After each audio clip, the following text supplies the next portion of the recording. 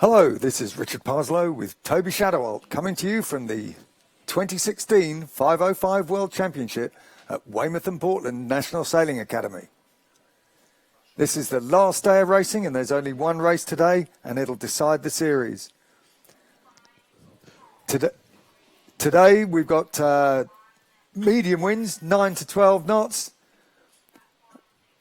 which is going to be a welcome relief for some of the sailors from the windy 2 days windy races we've had in the last 2 days.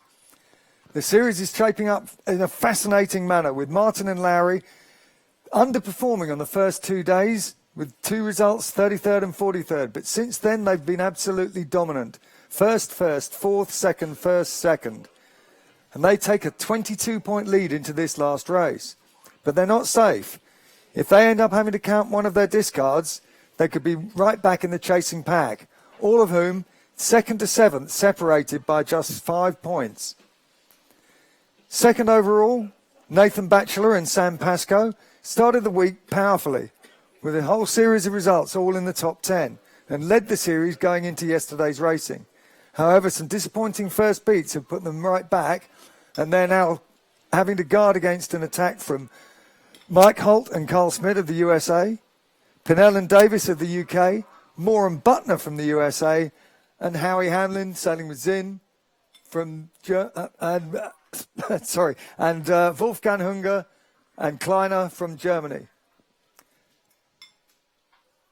Anything can happen on this last day. What do you think, Toby? Well, I think it's a comfortable lead for the first boats. You saw that they only have to manage 24th place and they will secure the championship. And having seen their performance in the last races so far, I think they're looking very strong. But it's all but from over, and I think all the others will put on the heat. Yeah, it's tricky as well because we noticed that Martin and Larry were very dominant in the windy races.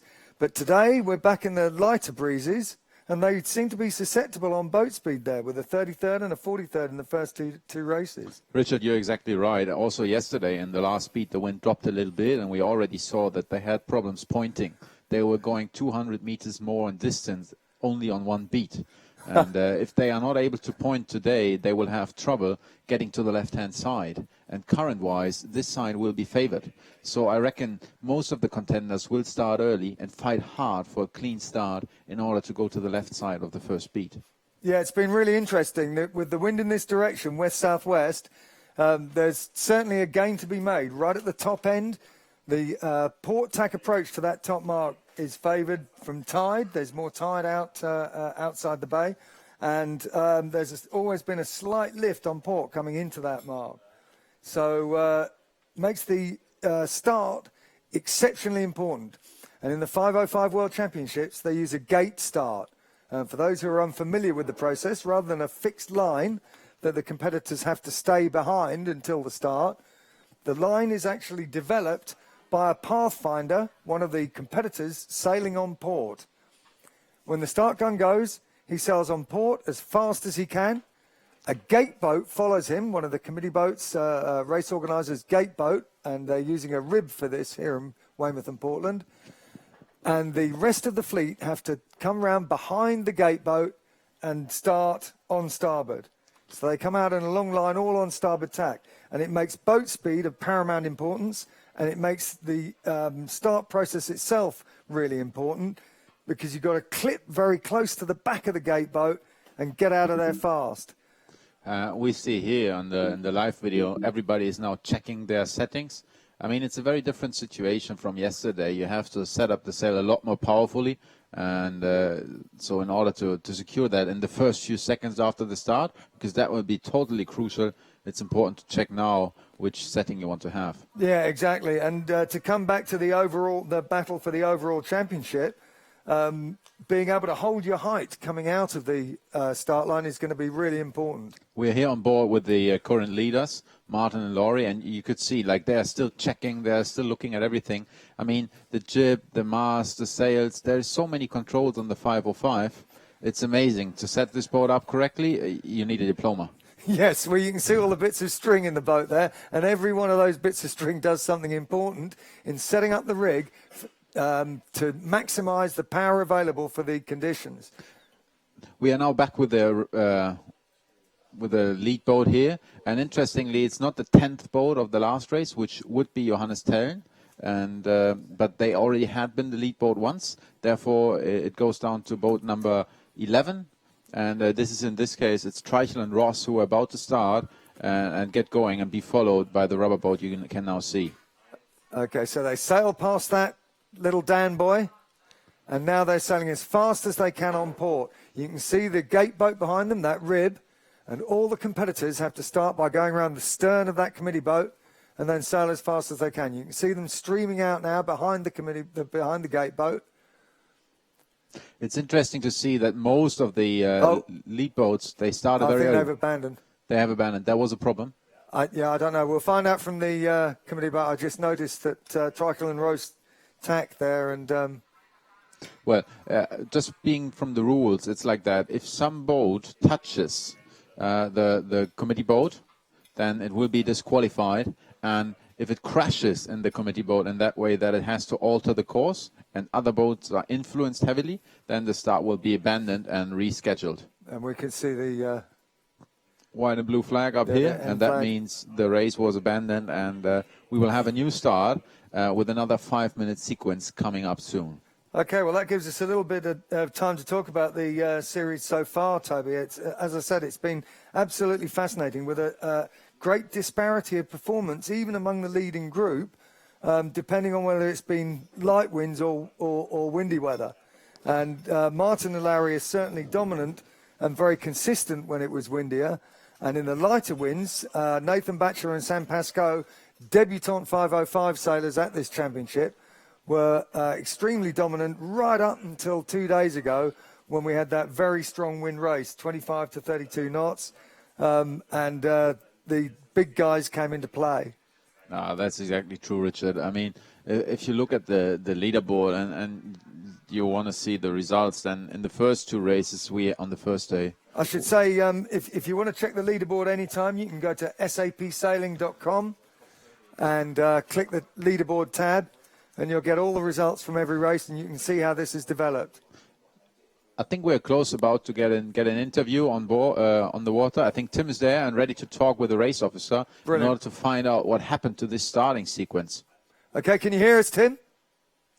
Yes, I can hear you guys. Okay, off you go.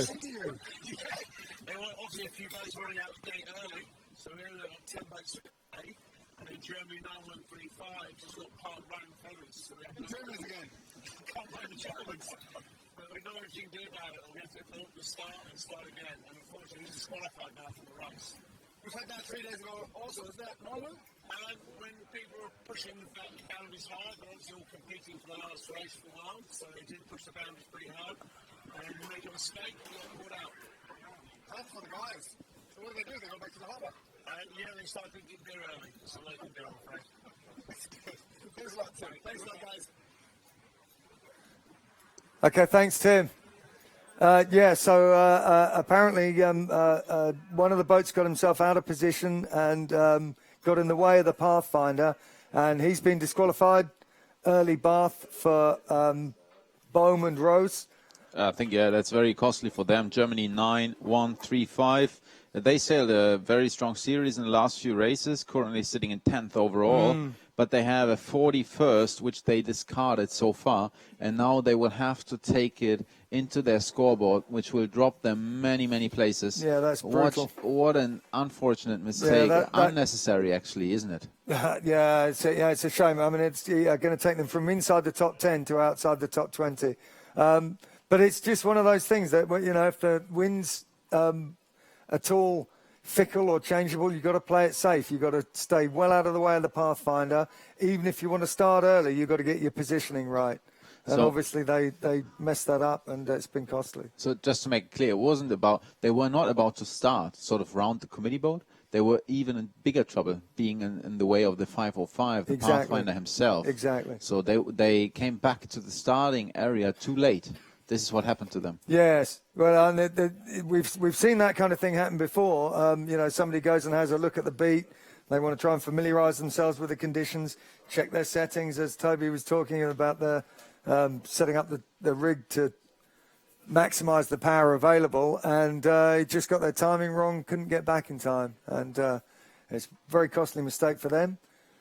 So we'll be going for another start fairly shortly, and it'll be the same procedure. It'll be the same Pathfinder. That's Treichen and Rose. We'll be sailing on port with a gate boat following them, and the rest of the fleet filing around the stern of the gate boat to start in order. So that was the 5-minute signal. So I think now everybody will have to prepare very carefully not to make the same mistake again. And with the wind being fairly light, just reaching 10 knots, I think, maybe even lighter, it's critical. Okay, let's just talk about what we think is going to happen. Although Martin and Larry are vulnerable, if they can't point coming out of this gate start, if they fall back into the second rank, they're going to struggle to make 24th. Bearing in mind that the lighter winds is not their forte. But even so, it's really tight behind them. There's another 6 or 7 boats who could get on the podium. What do you think, Toby? Who do you think's going to be the main contenders? Well, I think if we have a look at the results, you can see that everybody had a pretty consistent races in the last few days. But, that was strong wind, and I think we cannot compare it to today. Today is rather light, so we have to look at races number 1 and especially race number 2. And you see that, for example, Pinnon and Davis, Moore and Butner, Hamlin and Zinn, they all had bad races.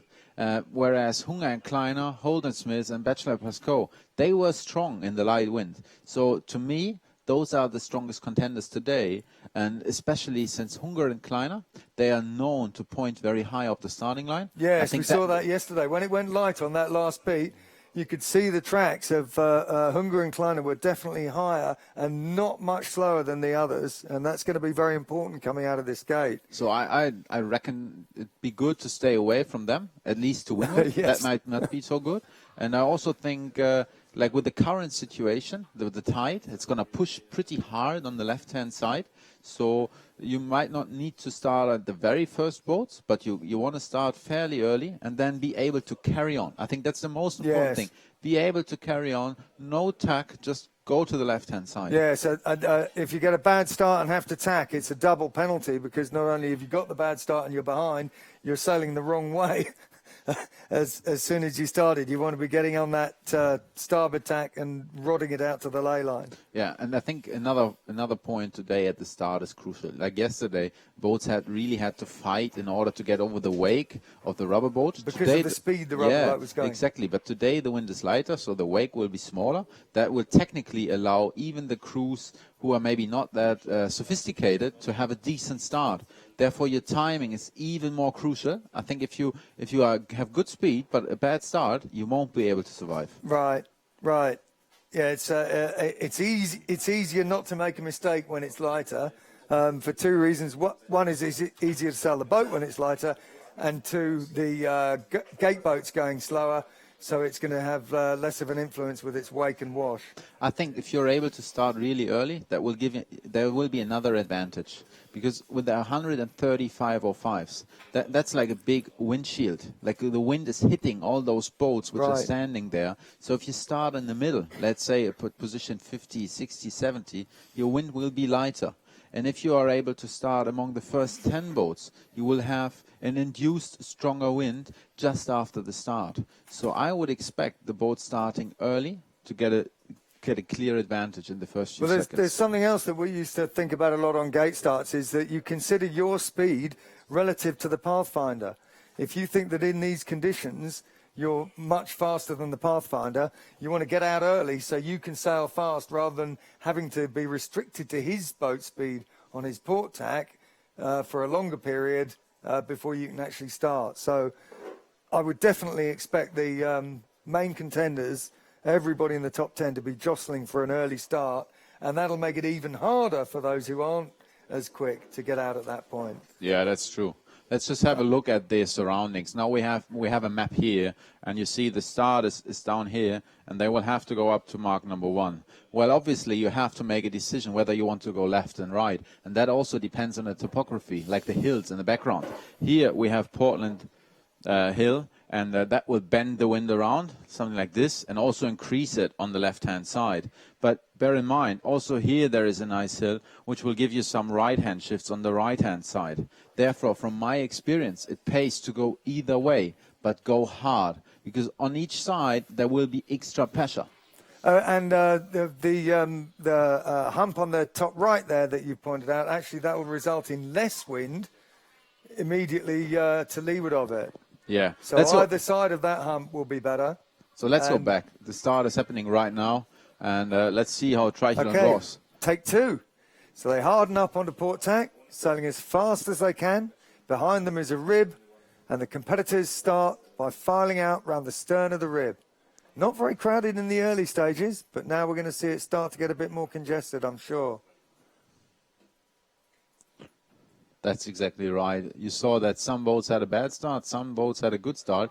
And yeah, you can immediately see the people who are behind, look. Yeah, I'm surprised to see this setup. Yesterday it was much more one line. And today people seem to have trouble to get into the first row. And I can tell you, if you don't have a clear air after the start, your race will be very, very difficult. Yeah, you're in some trouble. Yeah. See, and as Toby was saying, you could see there just in those shots how much easier it was for the boats to get across the wash of the rib there because it's going so much slower today. Yeah. Now we're getting a bit of a better straight line there. Yeah. I think also to beat the rabbit today is a nice advantage because for sure you have clear air all the way to the right-hand side. And since you're like 3 lengths ahead of everybody else, you'll be able to tack and also have clear air on starboard tack. So you might not be among the top 10 at the top mark because you have to go right. But for sure you'll be among the top 20, top 30. I guess it's rather easy sailing. Yeah, it's a real shame on a day like today when we think the left-hand side's going to pay. It's a real penalty to be the pathfinder. But if they do get that freeing gust that Toby pointed out around the right-hand side, then Tricle and Rose will be in the best possible position to take advantage of that. Yeah, that's exactly right. So let's see what's happening here. Still, there's always boats who are a little bit late, and it's very difficult to maneuver. You have to really watch the boats to leeward because once you accelerate, everybody to leeward has the right of way. Now we're here on board Boysen and Müller, the guys from Denmark. They are currently sitting in 12th overall, very experienced sailors. Let's see how they manage this. You can see he's looking around. Gold medalist and 505 world champion. Yeah, he's Olympic gold medalist in the Flying Dutchman class. And he's also been very successful in 505 historically. So now he has accelerated. You can see main sheet is coming tighter and tighter. Looking forward. He's already ahead of that boat on the right there. Yeah, looks good. I think the secret is you don't want to bear away in the last few seconds.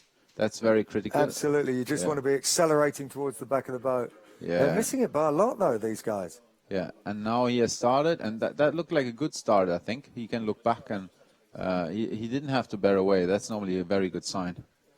Oh, there's some people in some trouble. Everyone you can see behind him is also behind everybody else who got a good start. Yeah. Would be interesting to see 3D animation maybe and see whether the left-hand side has already popped out or not. Maybe we can see that. Yeah, look at that. Our overall leaders, Martin and Larry, got a terrible start there. There's a funny dip in the line there. I don't know whether the Pathfinder was going slow there or what happened, but Martin and Larry, definitely second or third rank. Can we maybe zoom in a little bit? I don't know if that's possible to see exactly whether they are behind or in clear air. Because that'd be critical to know. They're ahead of the people immediately to windward of them, but they're heavily compromised from the people ahead and to leeward. Yeah, like if you look at the SAP Sailing Analytics online, they're 33rd at the moment. And now we're online. Yeah, you can see he's fighting hard. Boats are crossing ahead of them. Yes, so people who have got a bad start earlier on and therefore have tacked are actually still crossing Martin and Larry. He's going to be sweating going up this beat. You know, who started very first? That was Mike Holt. And okay, they've released the Pathfinder. Sorry, Toby. Obviously, they tacked straight away. Trottle and Rose tacked straight away. They know they want to get left. Yeah, they know they have to get left. But you can see they get a 3-boat length advantage, so they're sailing in clear air. Yeah, they also have more breeze there, because like the wind is going to stop with all the boats. Like Yeah, when it hits the line of starboard tack boats behind them, the wind goes straight up in the air for a while and over the top. It's like a moving barrier of sails coming into the wind. So that's a very strong position to my mind. But bear in mind, a slight left shift and you easily lose many. Exactly, yeah. No, the fact that he tacked straight away means that he thinks left is going to pay. He didn't bang all the way out to the right-hand side to try to pick something out there. He's sailing relatively conservatively, and as Toby and I were discussing, we believe that the left-hand side's paying, and in fact, it's already paying. Look, we're 5 minutes after the start. Those boats at the top of the picture are well ahead of these boats at the bottom of the picture, including our overall leader, Mike Martin and Adam Lowry. And as Toby said, they've got to get 24th to guarantee winning. That would be if Nathan Batchelor and Sam Pascoe won this race, which we know they're capable of. They're very fast in this light to medium stuff, partly because they're like 20 kilos lighter than any of the other leading boats. Yeah, you could see some boats have tacked from the left-hand side, and it's really difficult to say. I mean, Batchelor and Pascoe, they are also looking strong, and they usually sail very strong in these. But they started quite late, look. Yeah, but they always did. Did you know? Well, they start kind of in the middle, yeah. But, you know, it's an interesting call from them. Let's have a look how this would turn out. Like, we have the SAP Sailing Analytics. They can give us a live leaderboard. If the race were to finish right now, then they'd still win, Martin Lowry, just ahead of Holden Smith. Yes. And behind we have Martin Moore and Butner. So that would be USA podium. I mean, this is interesting. Batchelor and Pascoe, the last 2 days, the last 3 races, which have been held over the last 2 days, they've had bad starts, bad first beats. So this is just the beginning, but it gives you a glimpse of what is happening, and you can make sense of the start and what it's looking like. For sure, many things will still change. Yeah, but I mean, like I say, you know, the Batchelor and Pascoe are back in the pack, 36th now. They got a reasonable start, but they're way late. All the boats who are to the left of them, well, 35 of the boats who are to the left of them are ahead of them. Yeah, but they caught 85 places in the first 6 races. So let's wait. Maybe they can catch up. For the moment, I think the former world champion Holt and Smith, like 2-time defending champions, they are putting down the pedal. They have tacked. You can see them nice here. They tack back again onto the fleet, covering the left side. That looks very, very strong. Yeah, they were first out of the gate and obviously consolidated their advantage, and they're coming back over to the right just to guard this the boats that are further to the right of them. I'm quite surprised that they left that left-hand side. They were in a powerful position on the left, and we believe that there is a gain to be made at the top of the course on the left-hand side. But you know, Mike Holt, current world champion, won this world championship the last 2 years. You know, he's no fool. So he must have spotted something that made him want to go right. So now, if you have a look at this overview right here, you have Mike Holt nicely sitting in the middle, and there is some boats on the left and some boats on the right fighting for the spot. I was wondering, why didn't he? Maybe he should tack a little bit, go a little bit more to the left, and really, you know, sort of lock this left side up. Absolutely. But if you look at the analytics now, every boat to the right of him is behind him. Yeah. Where the only threat that could come to him is if there is a gain on the left-hand side, and some of those boats to the left can climb up over him. So what could happen is actually maybe these boats here, they might sail higher and faster. That's what could happen. So, but maybe he's also covering Martin and Lowry. But I think that's not such a smart idea, because covering somebody who's 20 points ahead in the overall standing, that doesn't give you doesn't make much sense. No, his only option really is just to go for the bullet. Yeah. And you know, he can't be thinking too tactically about the other boats who are around him. Yeah, but anyway, he had a great start. He did very well, and he's sitting comfortably sort of in the middle left. Martin and Lowry have definitely recovered, though. Look at that. They've already gone from something like 43rd immediately after the start. They've started to make a gain back. They got a good start compared to the boats around them. And we're back on board of them. They are on port tack right now, and this is the tack where the swell is coming from the side. So what you really need to do is you got to go for height on port tack, I think, and keep the leech very close, since the boat is not really accelerating or stopping. The waves are from the side, And you can see him also having the mainsail pretty tight. It's not much movement anywhere. It's like a wind channel, so to Yeah, speak. exactly. He's trying to keep that main pinned in. He wants to keep the leech nice and tight, which will help his pointing. So that's There you go. looking So good. he's got the main nicely centered there, and you can be sure he's got that leech pretty tight, giving him some push up into the breeze. But it's interesting. These three boats have definitely pulled some distance on the ones around them. And we'll just see how it shakes up out at the top end here. Yeah, you see boats are everywhere. So if you're not in the first row, you see Martin and Laurie, they got out nicely. They did, yeah. I was saying, they had a bad start, but they actually... But yeah, they're on the right-hand side. So coming back to the left, that would put them in trouble. I think if you go too far, maybe even all the way to the ley line, then a lot of people will tack onto you, give you bad wind, and that'd be really costly. And of course, if you're tacking below the ley line, you might not get such a immediate impact from boats close to you, but there's definitely less wind coming in underneath the ley line. And of course, you've got to do 2 more tacks. Okay, we can see Martin and Larry have tacked now. So they're going to be taking some transoms or we'll just see how it shakes out here. It just looks very dangerous. Those people on the far left look very threatening. You can see the French team of Boit and Courtel. They are sitting overall in 15th place. They were really struggling in the strong wind and had 2 good races in the lighter air. So it's not so surprising to see them up here, but they'd be happy to really have a good race in the end again. And I think... yeah, they got a 4th place in the second race, which was similar wind condition to this. So we know they're not short of boat speed. I think Holt and Smith, they did very well to tack right there. And now they're getting back to the left-hand side and really trying to cover it. But you can see their advantage over Boit and Courtel. If you look at the distance to leader there in the top left, they've gone from 30 metres ahead. They're now 12.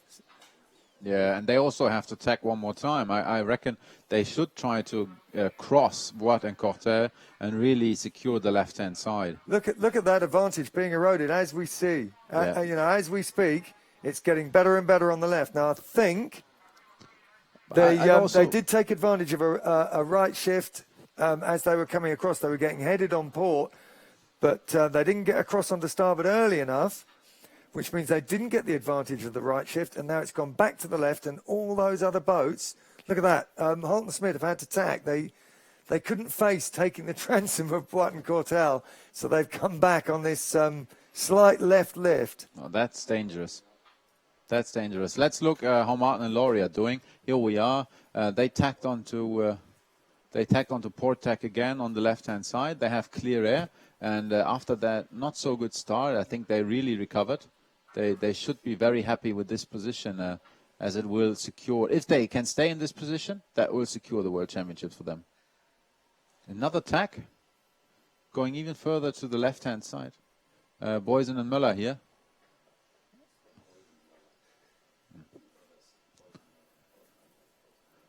Here they are. Really boats everywhere. A lot of bad air. Yeah, and you can see by the way he's having to move in and out. That's just, the wind's very fickle, very unstable. And so, a lot of puffs. And, there's always a concern when you're sailing in these kind of wind conditions that you've got to look for the pressure. The pressure is always more important, especially in high-performance boats, than the wind direction. If you've got 2 knots more wind, you can take a worse angle because you'll be sailing the bigger distance a lot faster.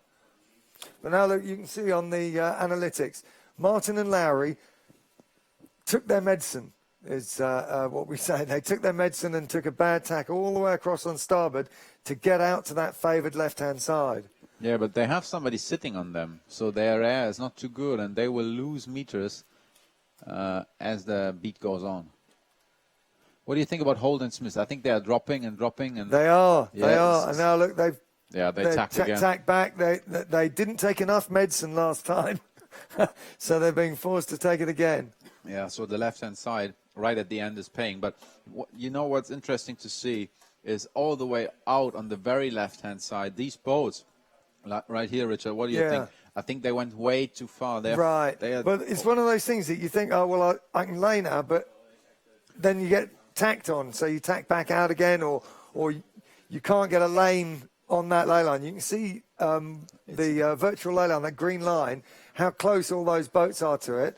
And the ones that have gone beyond it were obviously compromised, had their air compromised, and they've sailed extra distance just to try and keep clear air. Yeah, so the rich really get richer. They have clear air. Absolutely. So Watt and Cottel did an excellent job protecting the left-hand side. They will now converge to the top mark, just ahead of Holden Smith. Very interesting to see different conditions here right now. And what do you think about the downwind course, Richard? Well, with that left shift that came in the end, I'd say it's a straight set, so go off on starboard tack. They've got to do a little hitch out here to the spacer mark. That's the little yellow mark on the right of the picture. All right. That keeps them away from these boats coming in to the windward mark on the beat. Very handy, avoids a lot of unnecessary stress and possible collisions. And then have an early jibe, isn't it, to avoid the current? Like maybe go yes, for 100 meters? If it is the advantage there was current as well as a wind shift. Certainly sail beyond these beating boats and then get back across. If it's a foul tide on the run, you want to get out of it and get back across the course. Also, the 505 has a speciality that you can sort of go high, like these guys do. They have the spinnaker pulled fairly far forward and really accelerate the boat. But you can also pull the spinnaker pull backwards a little bit, go lower. If the wind drops, that might be an option. And go straight downwind. Yeah, you can see they are just about planing here, but there's the big advantage is in the stronger breeze to do this. Now they're clearly off the power. Apparent wind zone. Well, I think they're just still trying to clear all these beating boats. Yeah, they are. And they're also, they want to protect their wind. They don't want to get somebody coming up and sailing, taking their air from behind. So let's see where the overall leaders are. Here we are on board of Martin and Laurie. They have just rounded the first mark, and there is the offset mark. They're preparing everything, and now the helmsman is hoisting the kite. I'd be surprised to see if somebody takes an early jibe. Like, who's jibing first? Because in the other few days we saw that going far out on the first downwind was not very often good. Right. Yeah, and it's kind of an act of desperation in this situation where there's a lot of boats coming in on port tack because the fleet intelligence has worked out that the left-hand side paid. So you've got to get round there and cut across. And it's what we'd call a flyer. It's doing something different for the sake of doing something different, not necessarily because you're certain there's an advantage to be gained there. So here we are with the top group. That's Ward and Cottel with the blue spinnaker, and Holden Smith and Thacken with the SAP spinnaker. Yeah, and you can see Holt and Smith are definitely attacking them. Yeah, they're going fast. They want to... They're going fast. Really they're sailing down onto them. They're taking their air a little bit at the moment. Not quite blanketing them, but they're certainly threatening them. And when Watt and Cottel go for their jibe, Holt and Smith will try and jibe at the same time to try and sail over them on the port jibe on the way back into the bottom mark. That might happen. Yeah, true. So if we look at the course geometry, it's still a little bit to go. You can have a look yourself on the SAP Sailing Analytics online. Therefore, I reckon that soon one of the boats will start a jibe in order to converge to the middle of the course. It'd be interesting to see. The jibe here is now very critical in terms of acceleration, since the boats will slow down during the jibe, and then you have to rebuild the apparent wind. Right. Very high. Right. And that's a position where they're very vulnerable. But I think there's just enough wind to make this apparent wind sailing work. If it was lighter than this, if you couldn't get the crew on the wire on this kind of course, then it pays to actually do a dead run.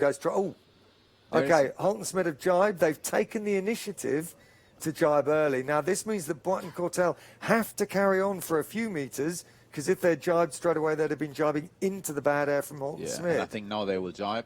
It's only a matter of seconds. Here they are. Yeah, there they go. But it's interesting there. Instead of waiting for Watt and Cottel to jibe and jibing on top of them, Holt and Smith took the initiative, and you can see them there at the top of the picture.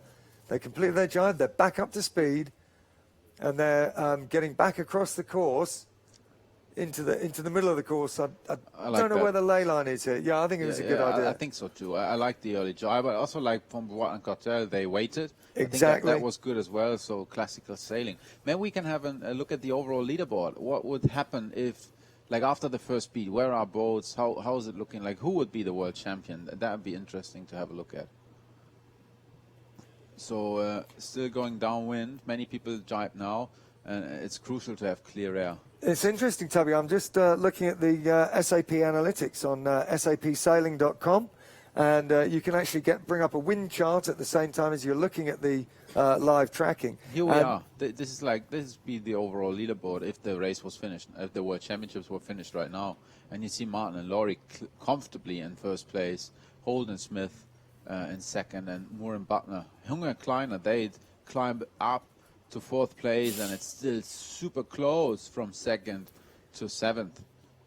Still looking very and you tight. can see Batcher and Pascoe have really dropped a clanger on this one. They again suffering from a bad start and a bad first beat. This is their conditions, really. You know, being lighter than they're having a lighter crew weight than the other main contenders, but they've actually dropped themselves down into 20th in this race, which would be a race that they would discard.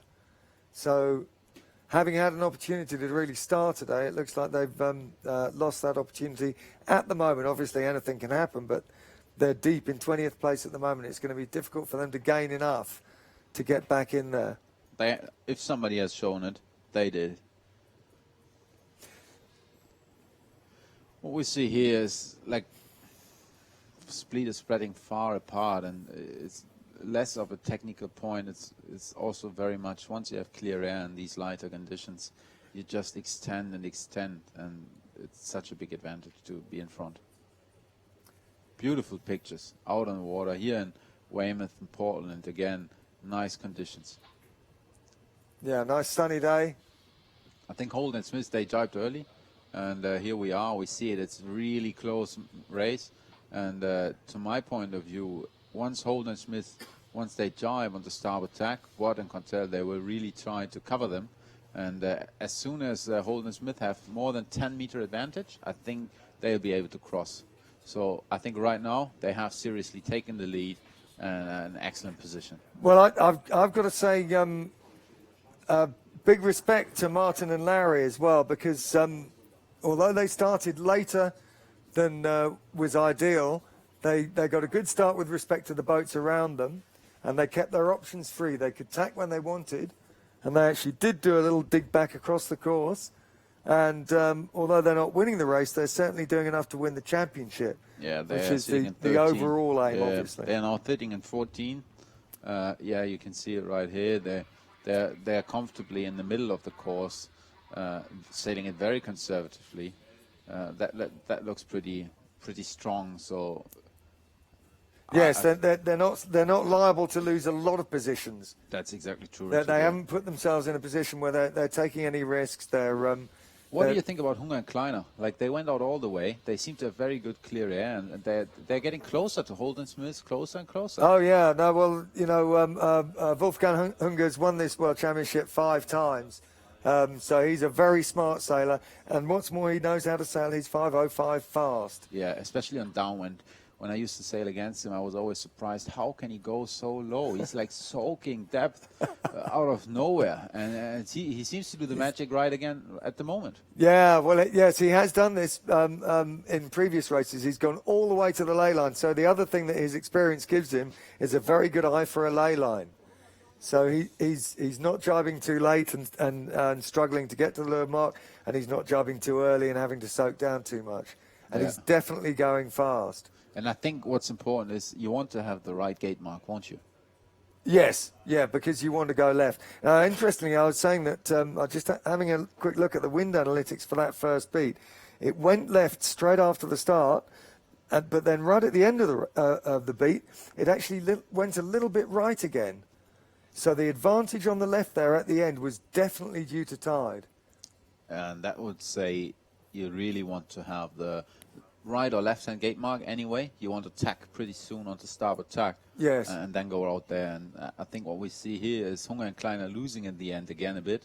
And that might also be in terms of current. But they've gained 3 places. They've Yeah. gone from 5th around the top mark to 2nd now. What's happening to Holden Smith? I mean, they are really putting down the pedal. My goodness, more than 100 meters lead. Well, I think they must have got a little bit more wind over there. Yeah, it looks that, like that, that can be the only thing that they had a positional advantage over Boitin Cortel, and they managed to turn that into a distance advantage, and they must have just had more wind. But they also went very far. I mean, if I have a look at the ley line, maybe the angles are differing because the wind dropped quite a lot. Is it true, Richard?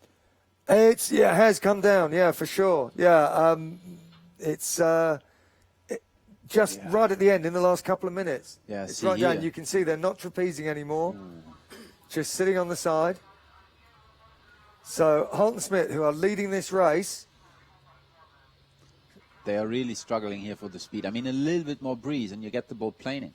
And it's so crucial. and now a little also. bit less, and they'd be wanting to dead run down. Yeah, but they can't dead run down because they're on the ley line, I think. Oh, well, in that case, then in that case, they're not too badly off, because at least they're going to be going as fast as possible into the bottom mark. Yeah, I mean, you really have to keep calm and just carry on. I mean, that's nerve-wracking when you're in the front and the wind died. You know when it's going to pick up the boats behind you will get the wind first.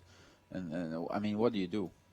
Yeah, well, you just have to be cool. You know, there's only you can only sail your own boat as fast as you can, and hope that the others don't get too much of an advantage. Look at the speed. I mean, Hunger and Kleiner, they still have 10 knots nearly, 9.8, and Holden and Smith only 7 knots, and that tells me. Yeah, now you can see Holden Smith. They are actually the wind's freed them. Yeah. So although they're on the ley line, they're still dead running down into the bottom mark. And Hunger and Kleiner They are still reaching. have a better angle on the wind. Yeah, but now the wind is dropping for them too. You see the wind dropping to 5 knots. Now everybody is the same again. So at the gate, it appears to be lighter winds. I think Holden Smith, they will now drop the kite. Yeah, there it is. And take the left-hand gate mark. Let's see. I think they want to tack pretty soon, but also avoid the bad air coming down here. Yeah, most of the boats. Here is Hunger and Kleiner. The fleet's actually spread out in front of them, but I think there's more of them coming in on port tack, and they're the ones that are going to mess you up when you get on starboard. And you can see, as Toby said, Holden Smith tacking straight onto starboard there. Yeah. And they've put a loose cover on Hunger and Kleiner, who took the right-hand gate mark as you look down. The left-hand gate mark as we're looking upwind now. But look how close they are. Yeah, but then it's a big, big gap.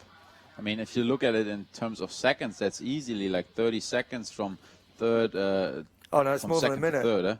No, the third boat isn't even round yet. Yeah, it's 48 seconds. That's what the sailing analytics say, and that's a huge advantage for the first Yeah, two boats. well, effectively that turns it into a match race for these first two. Yeah, that's right. They also look back and see what the others are doing. I mean, in terms of podium position, it's not enough to sail well. You also have the others to sail a little bit worse. Yeah, well, Martin and Larry, at the moment, they're still holding on to their 13th place, which would be enough to give them this championship.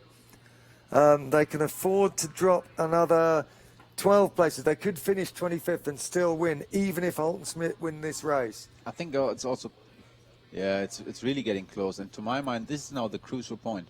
Once you have passed the first gate, you're sort of nearly done.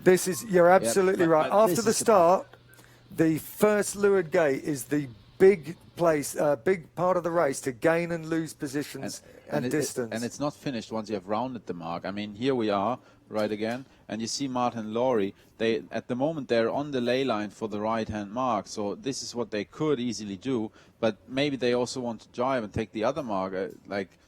This is the critical point. You don't have to actually get to the mark. You also have to get clear air afterwards. And if I'm looking at the positions right now, I think they will carry on and take the right-hand mark. Looks good to me. The right hand looking upwind. Yeah, but no, you see them now. They're bearing away a little bit, jibing actually, and looking for the left-hand mark, Martin and Laurie. And there will be no boats in front of them for some distance, which is very good. And they are going for the left-hand side, which is also a favorite. So this rounding from Martin and Laurie, I think, was strong.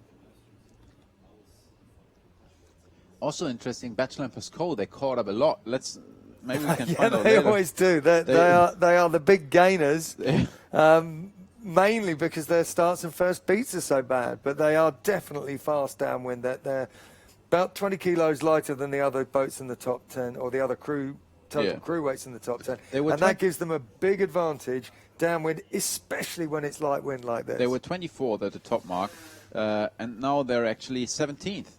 So they call seventh place gain. That's good, but they will have to do a lot more in order to secure a podium finish. Absolutely, yeah. At the moment they're still going to be discarding this race. Yeah, I think the wind has filled in again. You can see Hunger and Kleiner already going nearly 6 knots. Holden Smith only 5 knots, and that is due to Holden Smith having to go through all the bad air. Well, it could be, but it could also be that Hunger and Kleiner have a boat speed advantage in these conditions. But they didn't have it on the first speed. Now I think they tacked. I think now we see Hunger and Kleiner attacking. Yeah, no, they're according to the analytics, they're leading now. Maybe they will tack straight on to Holden Smith just to give him a loose cover and protect the left side. I think that's what I would do. Well, yeah, exactly. And as we discussed, the rest of the pack is a long way back from them, which effectively means it's a match race between these two, and you want to win that match race. But I think Holden Smith, they also tacked. Therefore, there will be no loose cover. They are just going to the right-hand side, with the wind having shifted a little bit to the left. Yeah, well, let's see if this tidal advantage is still there at the end of this beat. Looks like Holden Smith are well powered up there. You could see the crew putting his arms over his head. 505 crew's arms weigh about 10 kilos each. You want to get all that weight outboard. Yeah, and we see the wind has increased. We are now slightly over 10 knots of wind speed and gone slightly to the left, now about 235. So going on port tack, that makes some sense. But you also need to go back to the left, I think, at some point in order to get the tidal advantage. Yeah, the wind has definitely gone left since they went round that gate. Yeah, good. Well, what do you think is happening further down? I mean, I really want to see where Martin and Lowry are. I mean, according to the analytics, they're still in the top 20, and that will give them this World Championship, even if Holden Smith win this race. Yeah, true. So, they've just got to be cool. They know that Holden Smith are winning, but they also know that they know where all their other competitors are. And the only threats to them, really, in this overall are the two leaders in this race, Hunger and Kleiner and Holden Smith. What you see is we have like a bunch of boats here that are going to the left-hand side out there. Also, Moore and Buckner is there, and Martin and Laurie, they are actually going to the right. So that's surprising me. I think I reckon they would tack pretty soon and maybe stay close to the left-hand side since it's paid so much on the first beat. Yeah, absolutely. Yeah, I guess the reason that they're on port now is that the wind's gone a little bit left and they want to be on the lifted tack. Yeah, but if they do want to get out to the left, they'll look for a little bit of a righty to get out there. Yeah, but you can see down here, I think the white boat here and the red one, they have lifted a little bit. They have a nice angle, which is definitely better than the boats on the right-hand side. They're going lower. Right. So you might need to say it's a question of which shift wins, and again, crucially, who's got more pressure. But we do think that there's a tidal advantage out on the left-hand ley line towards the top of the course, and with the tide under you, that also gives you a bigger apparent wind. Holden Smith up tack. What do you think, Richard? You think that was... Well, they were being covered, so... And they tack away again? Yeah, and I think Hunger will just put a loose cover on them. Again, maybe? Yeah. Yeah, I think so. Yeah, it also depends on where Triton and Ross punchy are. call if he doesn't. I mean, I think... Triton and Ross, they're going with 6 knots. And Hunger and Kleiner, now they have accelerated again. But it took some 10 seconds after the tack until they had just top speed again. Right. So tacking is pretty costly in these conditions. Yeah, you don't want to... I think they might even go on and really try to cover the left-hand side. I think you're right. I think what their thought pattern will be, well, we're ahead of Holden Smith, and we think that the danger now is going to be out to the left. Don't forget they passed Holden Smith by being further left than them. Yeah. And so they're certainly aware of this potential gain on the left at the top, regardless of wind direction. You know what's interesting? Even if they win this race, they'd finish in third overall, but Holden Smith would be second, and Martin and Laurie will win this World Championships. Exactly, yeah. Because of their performance in the last few days and their dominant overall lead, they came into this race with a 23-point lead, I think. Yeah. Then, as long as they finish in the top 20, then they're going to win this World Championship. Yeah. So, but for the podium, it's really close. Like if you see Moore and Butner, they move to third. If they finish third, they will just be able to squeeze ahead of Hunger and Kleiner. It's just super tight. Yes, super tight. even if Hunger and Kleiner win this race, if Moore and Butner get third, Hunger and Kleiner miss the podium by 2 points. I mean, they tack back again now, close to the ley line. I think that was a strong position now for Hunger and Kleiner. I reckon they might extend even more. Yeah, if we just have a look at the overall leaderboard, we'll see how this race is affecting the overall. So here we are with the converging. And okay. If this race was finished, then we have the SAP leaderboard for the 505 World Championships, and we would see Martin and Laurie comfortably winning. Yeah, they can afford to drop another 12 places and still win this championship. Yeah. And although it's a light and fickle wind, I'd say it's unlikely that they're going to do anything really stupid and lose another 10 places. Yeah, they're going to be sailing around, just trying to be cool, not trying to lose too many places, not going for a big gain. Yeah, and Hunger and Kleiner, they have extended quite a bit. I think they're now comfortably ahead of Holden Smith. Yes, I think they're probably faster than Holden Smith in these conditions, and they've consolidated by going a better way as well. Maybe. But I mean, if Moore and Butner finish fourth, they win the bronze medal. If Moore and Butner climb to third, as they are at the moment, then Hunger and Kleiner will only be fourth. So it's a neck-and-neck race. It's just super tight. Yes, Moore and Butner, a great performance in this race. In fact, over the last few days, they've had all results in the top 10 since race 5. Yeah, and that's been very. Only the leading pack can do that kind of performance consistently over several days. And Holden Smith, they look like silver, isn't it? Yeah, they've even though they just dropped a place, they've lost the lead in this race. They've still got like a 4-point cushion over Hunger and Kleiner and Moore and Butner. So here we are back on board of the former gold medalist Boys and Möller. They are currently sitting in 13th in the race, which would put them to 12th overall. You can see they're sailing nicely on the left-hand side of the course. Yeah, it's not really been their week. They've had a few results in the top 10. They got a second in race 5, but mostly in the 20s. But still, no major errors, no complete disasters, and they're heading for a top 12 position here. I mean, if you look at the speed and the we're back to Holden Smith, and the breeze has gone up slightly. You can see that the crew has his arms out and really trying to take all the pressure. But Hunger and Kleiner, they are extending, so the left-hand side really has paid out decently. Yes, Hunger and Kleiner have pulled even further ahead of Holden Smith, and they're safe on the chasing pack behind. Treichel and Rose are the next boat back out on that left-hand ley line. Straight behind Holden Smith.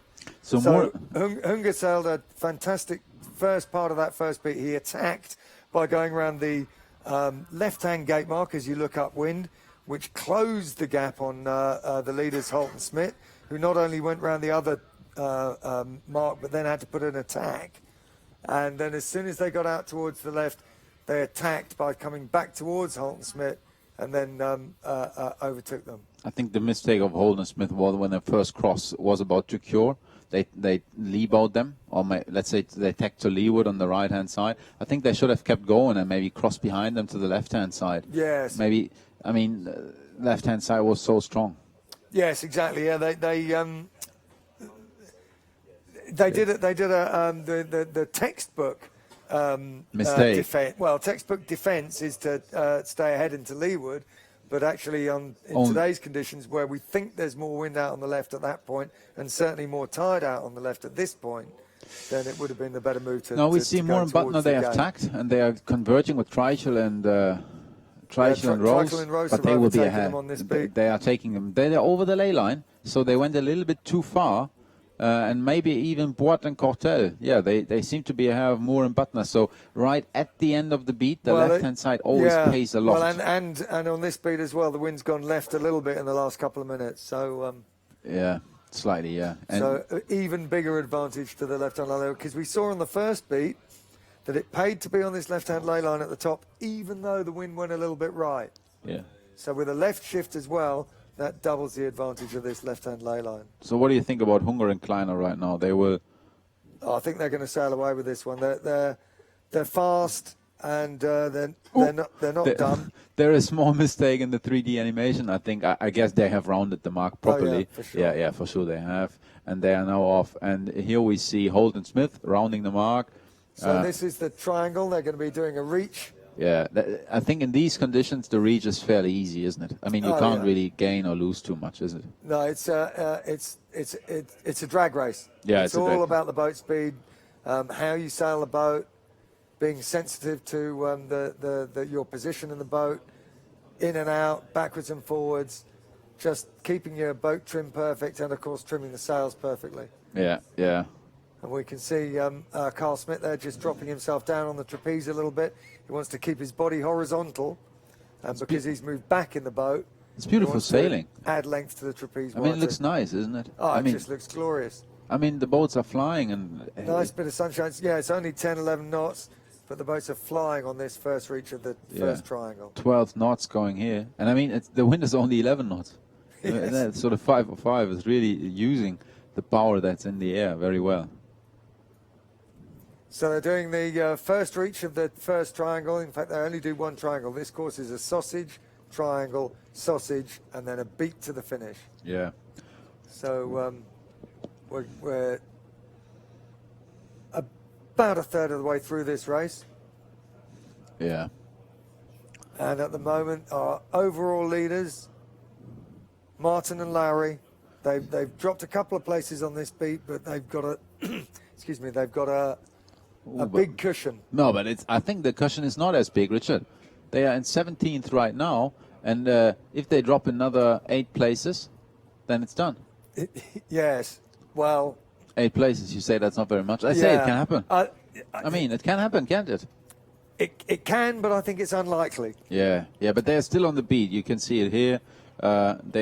They went to the left-hand side in the end, possibly too late. Yes, I think that's what they if anything, they were too conservative at the beginning of that last beat. And Toby. They didn't bang that left-hand At the corner moment, they hard enough. have a lot of bad air. You know, all the boats with the kites up here, there's light air, and they go through this. So it might have been better to go early to the left and then tack below the ley line. I think that would have been the fastest course. Especially when you're back in 17th position. Yeah, and that's why they dropped a little bit.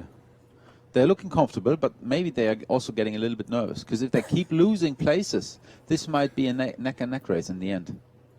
Right, yeah, but exactly. They've got to keep cool is the main thing. They don't want to panic and then take a big chance to try to gain places. They want to be conservative and not lose too many places. Yeah, we are back with Holden Smith live, and I mean, this is just clean sailing, not much cabbining. They just have the speed It's up. interesting. You can see the speeds at the top. You know, I had Hunger Kleiner down as being fast down this leg, but actually Holden Smith have been consistently quicker than them down this first reach. Yeah, that's true. Like, it seems to be like the Americans, they know how to power the boat up and go to speed, and the Germans might point a little bit more. Right. If you could say like that, huh? It feels like it, isn't it? But the pointings, you know, there is not an advantage on this reach. It's a straight line from the windward mark to the jibe mark. There you can see, like, it's really fast, isn't it? If you look back, and I mean, it's such a classical design, the 505, but still the boat is going really quick. Yes, I mean it's astonishing to think that you know the design of the boat is over 60 years old now. Yeah, Boys and Muller, we see them here. They're still in 13th overall, going good and nice speed at the moment.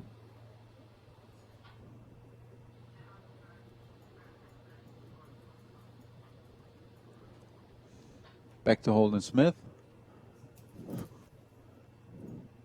Also looking good.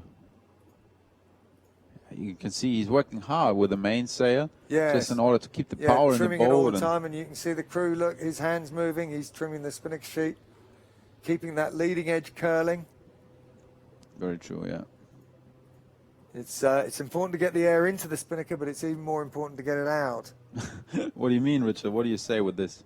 To keep the leach eased, so that you maintain the flow across the spinnaker. The lazy crew oversheets, so the spinnaker looks nice and full all the time. So The pro crew's keeping it eased all the time. You can see that leading edge. There's the curling mark, so round. they will have to jibe right now. Let's We'll see how they do. go through this maneuver. Nice pole off early, kite still filling for a reach-to-reach jibe. Ooh, yeah, but now the second one is pretty low, I guess. So we will see lower Yes, you can speeds. see they're a long way to windward of the mark. They sailed past the mark. It was a broad reach there, and they sailed it closer. Now this one's going to be very tight. So we'll see how they do. You can see the Mark 5 there at the top of the picture. That's where they're aiming for. Yeah, Hunger and Klein are looking good with a clear air and nice angle. And they've got a slightly better boat speed now right this second as well. So it seems that Hunger and Klein have a slight advantage here, although Holt and Smith were faster down that first reach, but I think they sailed a bigger distance. They went higher and sailed past the jibe mark before they jibed, or at least high of it. Whereas Hunger and Klein have sailed a straight line to the jibe mark and actually extended their lead a little bit there. Yeah, and if you consider like what does it mean for the overall standings for the podium, that Hunger and Kleiner, if they can hold on to this win, that'd be really crucial for them. Since Moore and Butner they dropped to fifth, and that gives them bronze medal. Yeah, if Moore and Butner can't get back up to fourth. I think if they go to fourth, then still Hunger and Kleiner would win on a tie because they have a race win, isn't it, Richard? Yeah, you're absolutely right. Yeah, they'd be tied on. In fact, with Moore and Butner in fifth at the moment, if they can get one place, they'll only be tied for points. But Hunger and Kleiner will take the last podium place, third place, on count back. Yeah. Because they've got a race win, and Moore and Butner don't have a race win. What do you think? Is Holt and Smith, are they going to think, I want to win this race, Oh, yeah. They'll definitely be wanting to win the race. Or you think they go like, if we finish like this, we'll win silver medal in this World Championships? Yeah, no, I mean, they've got to be realistic. You know, obviously they're going to be wanting to win the race, but they also recognise that even if they win the race, they're not going to win the championship. Yeah. So I don't think they're going to go crazy trying to take big risks to try to win the race, because they're conscious of the fact that they... you think they know where Martin and Laurie are? I think they'll know they will. approximately where they are. Yeah. They'll know that they're in the top 10, top 20. I think they're 13th overall. They're just approaching the reaching mark they there. gained some places back there. So they were down to 17th at one point on that beat, and they've pulled back another 4 places. So it's a way easier job for Martin and Larry, because they've done enough in the previous races in this series to give them that big cushion. That means they can count this 13th place in this last race and still win the World Championship by more than 10 points. Exactly, yeah, that's right. So, they've just got to be relaxed. They've got to not panic and try to maintain the top 20. Richard, look at the distance. Hunger and Kleiner are 550 meters ahead of the third. Yes. That's like... Yeah, they got nearly 200 meters ahead of Holt and Smith. I mean, in some boats... Half a kilometer ahead. In some boats, that's a course leg. Yeah. Yeah. And also 170 meters ahead of Holt and Smith. Yes. So they took the lead right at the beginning of the last beat, and all they've done since then is to extend their lead. They got further left than Holt and Smith and pulled further ahead of them, and then they got into these reaches first. And although Holt and Smith went faster on the first reach, they did a bigger distance, and so Hunger and Kleiner have pulled ahead in time. Yeah. You know what surprised me? Okay, we're looking at Holt and Smith doing a drop. Their boat handling has been superb. But this is taking some time. Yeah. Yeah, you'd be at the back shouting, wouldn't you, Toby? Get on with it. Get on with it. I wouldn't be in the back. I think there was a course change. You could see it on the rubber boat a little bit. They took the right-hand mark again, and it's going to be surprising to see when to tack. I mean, if you tack too early, you'll sail into the upwash and the bad air of the boats reaching. If you go too far, you'll miss some of the current advantage. And I think Hunger and Kleiner, they have tacked now, which seems to be a smart move to go left. Yeah, the wind's gone a long way left in the last couple of minutes, in the last 5 minutes, and I think the race committee has moved the windward mark, so it's now further left. And I would imagine that the safe tactical move here would be to get onto starboard pretty early. Yeah, but I think Hunger and Kleiner tacked too early, isn't it? I think they're all right. They're still upwind of the boats coming down that second reach. They're not going to get any bad air from them. Yeah. And they've taken away the potential attack of Holt and Smith to get further left than them. But if you look back a little bit, Treichel and Ross, Bott and Cortel, Moore and Butner, I mean, this is now interesting. This is now all very close. What would you do in Treichel and Ross' position? Would you keep going until the others tack or tack early? No, I think, I'd make sure that I've got clear out. So I'd want to go on port for long enough to make sure that I'm not going to be going underneath any boats coming in with the spinnakers up. Yeah. But I would be doing to Boyton, Cortell and Moore and Butner what Hunger and Kleiner have done to Holt and Smith. That is protect that left-hand side. So we'll just see what they do. Treichel and Rose come around now. The interesting thing is, what do Moore and Butner do? Yeah. You know, they're in 4th place overall now with this 5th position. They need to pass both of these two boats in front of them to get on the podium. So what would you do, Richard? Well... Come on, make a guess. Well, to me, 3rd or 5th doesn't matter. I'm not going to win the championship, so I'm just going to sail this race as well as I can sail this race. Really? I'm not going to take a mad chance to try to get on the podium. To me, 3rd is not that much better than 5th. So, you know, right. I'll be trying to do this race as conservatively as I can. But look at this. Look, Treichel and Rose have only just tacked. The attacking move for Moore and Butner would be to tack early here. I think it's no way. Yeah, now they go.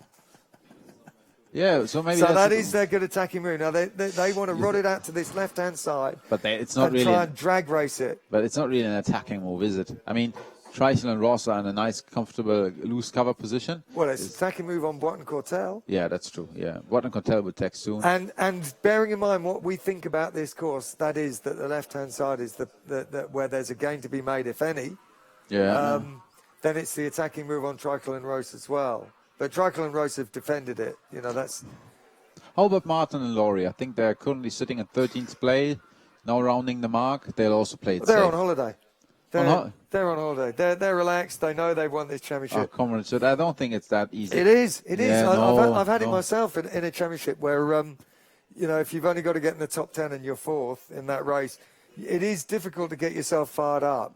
I'd be super tense, and I think this race is all but from over. Well, that's the difference between you and me. Yeah, I'll just keep to it and really try to squeeze out the speed on that boat, even on this speed. And I'm not saying they're not trying to squeeze the speed out, but what I'm saying is they're relaxed. Richard, I don't think they're tense. Well, we'll ask him afterwards. No, for sure he's not tense, but he's for sure very focused. And we have to bear in mind, it's this beat and another downwind and then another beat to the finish. So still quite a lot of distance to go until the finish. Yeah. So maybe we can actually get an aerial shot of Martin and Laurie. It would be nice to see how they are doing. Here they are. There we go. So this is them going upwind. The breeze is on. That's nice. Having good speed. Yeah, I'm a bit concerned. They're going quite far to the right, huh? They should tack pretty soon, I guess. Exactly what I was thinking. Yeah. But, you know, well, maybe they are on holiday. Maybe he's just enjoying his nice sailing. He's keeping his air clear. Yeah, but they're both looking around. I figure they will tack pretty soon. They should. I mean, if we... Yeah, I absolutely agree. Yes. Yeah. Now they could and maybe actually get clear air since the boat from Germany just passed ahead of them. Yeah, they're looking around. Yeah, the wind has started to go back to the left. That's the problem. That you know, you don't really want to tack off a lift, but you know, there they go. They have to. Yeah, see what with Boysen and Müller is happening. We saw them just passing in front of us. If they can get clear air on that starboard tack. What's happening typically in those situations is that boats are tacking on each other and really trying to protect the left-hand side. Yes. So you end up being fairly far on the right just because people are giving you bad air.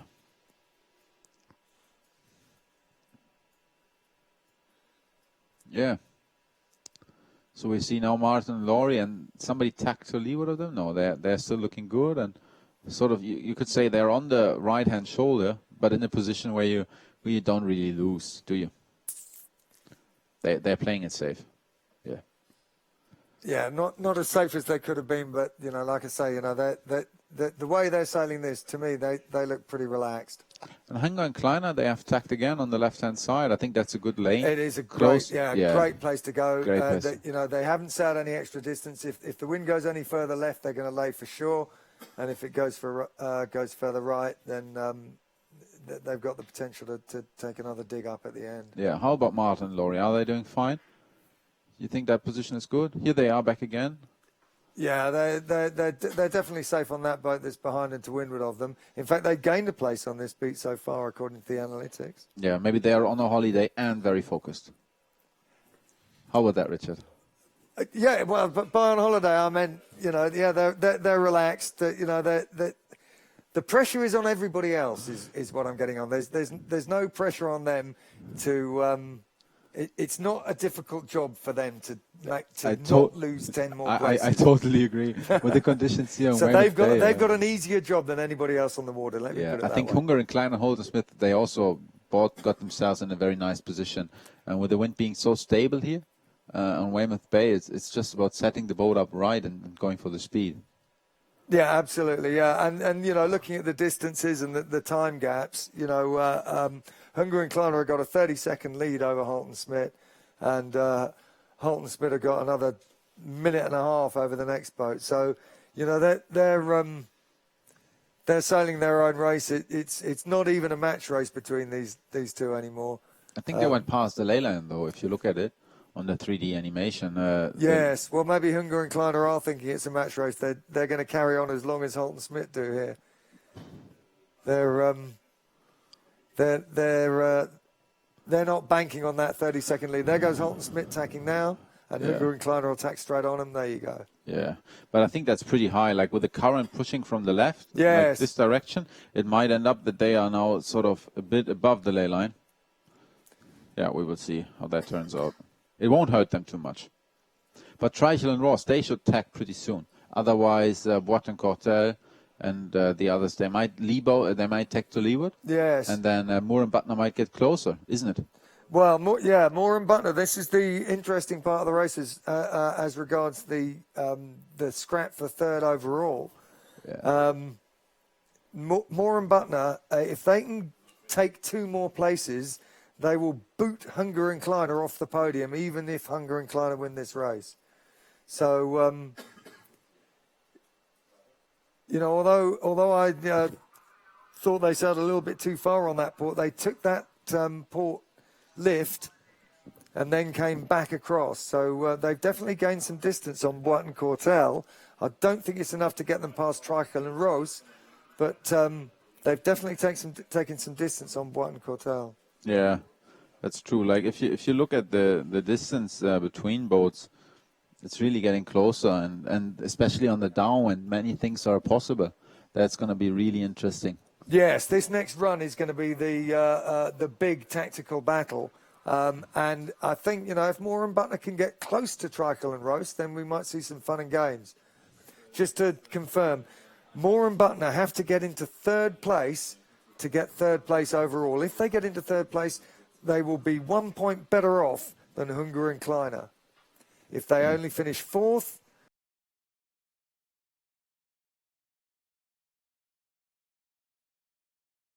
win. Yeah. Anybody else who's in contention for a medal? Not really, is it? Not really. They've, like I say, Batchelor and Pascoe, they had the opportunity today. They're fast in these conditions. They had an opportunity. We know they can win races in these conditions. They've done it in this series already. But their start compromised them. They didn't start in the right place, and they didn't get a great start compared to the boats around them. True. By contrast, our overall leaders, Martin and Larry, didn't start at a great place, but they did get good position on the boats around them.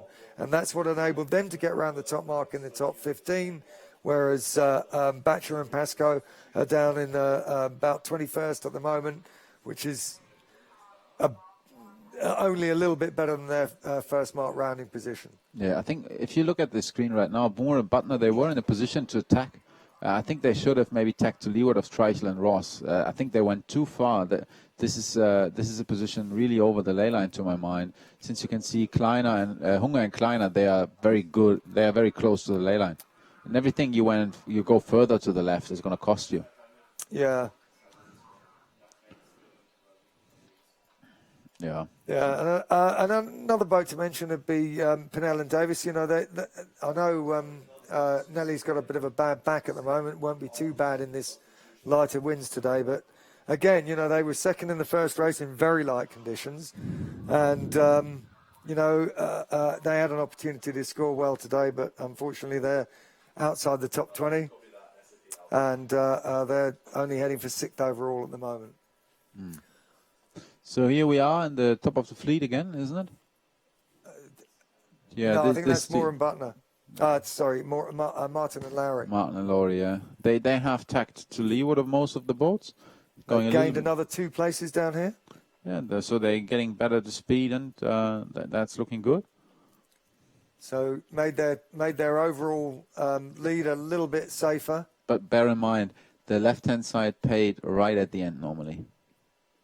Yeah, where are they on the course right now? They're sort of maybe 300-400 meters beneath the ley line. Okay. But they have clear air, and I mean that's also very important.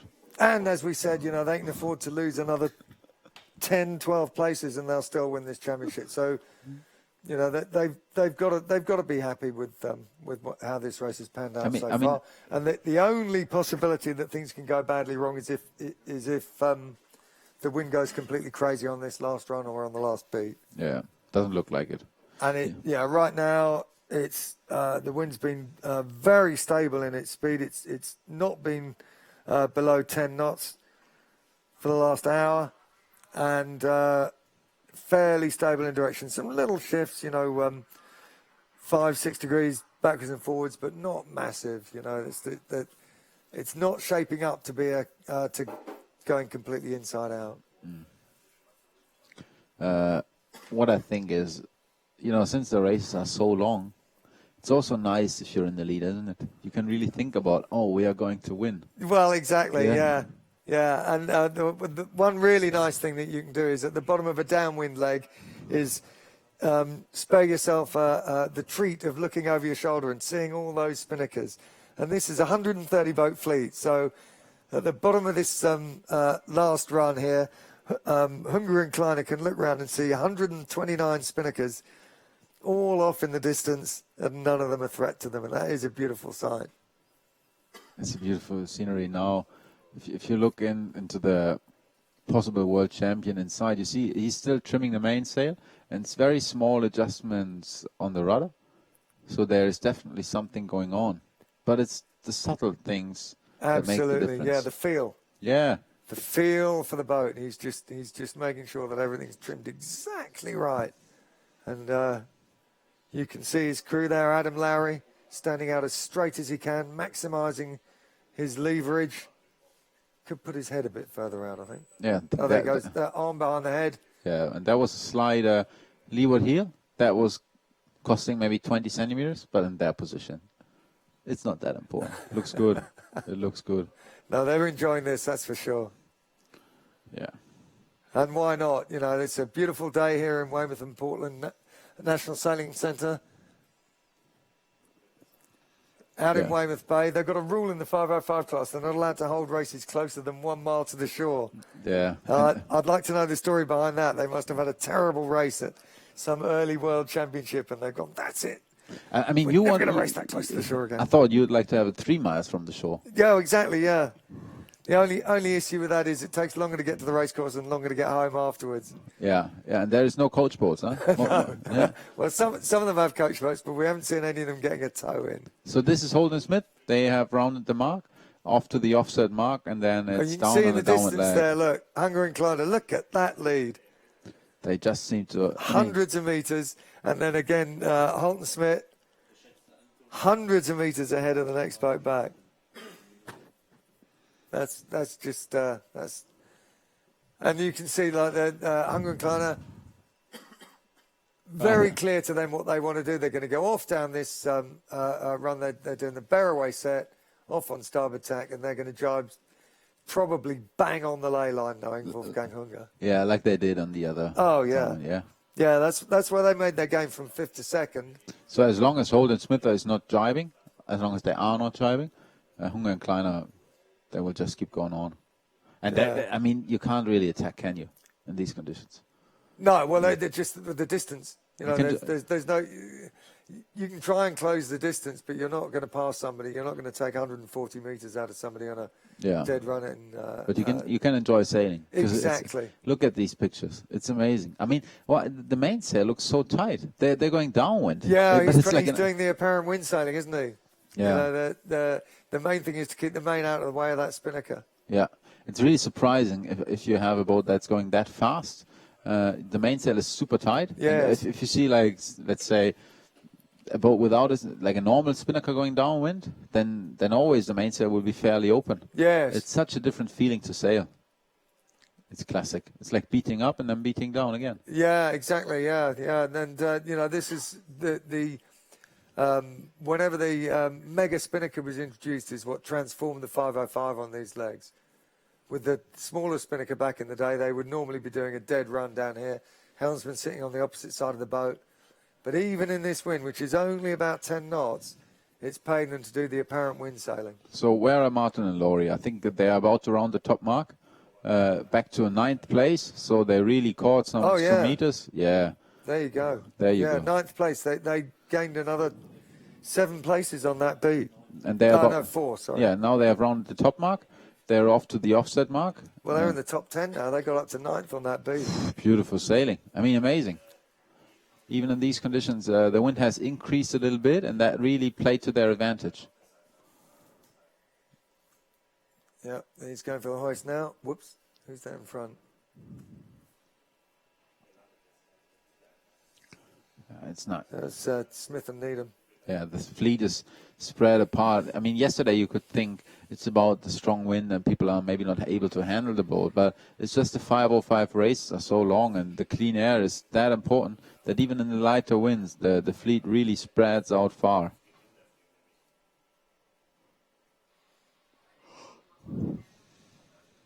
Great footage here from the camera boat. Yeah, looks good. You can see Adam Lowry's a little bit crouched. He's not really extending himself. They're just they're trying to feel the boat down. It's very important to try to keep as much depth as possible. And what do you think? Is Treichel and Ross, they are now 120 meters ahead of Moore and Butner? That's plenty, isn't it? Well, you'd think. And I think the other thing is that Treichel and Ross will be they will defend hard against Moore and Butner on this last beat. Yeah. Just to remind you, Moore and Butner have to get 3rd in this race to take 3rd overall, and the people that are stopping them doing that right this second are Treichel and Roos, who did an amazing recovery, really, because they were forced to be to the right-hand side of the course. They were the pathfinder in this race, so they had to go. They had to settle on port tack for 5 minutes before they were released. As soon as they were released, they flipped over onto starboard and legged it out to that left-hand side.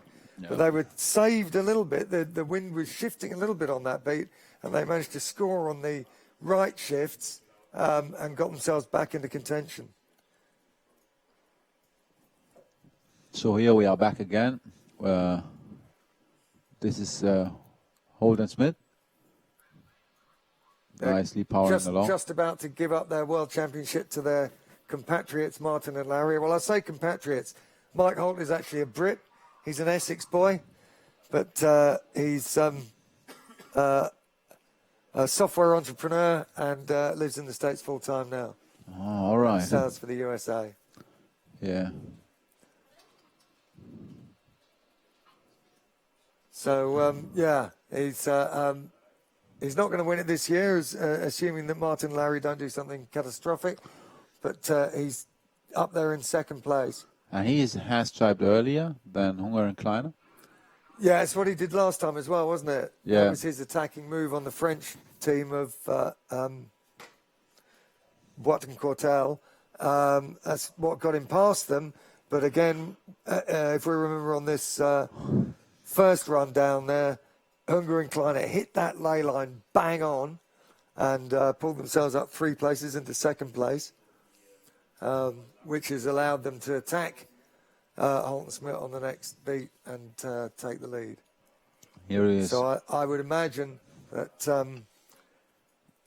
Hunger and Kleiner will do exactly the same on this run. But we're looking at our possible world champions. World champion in waiting.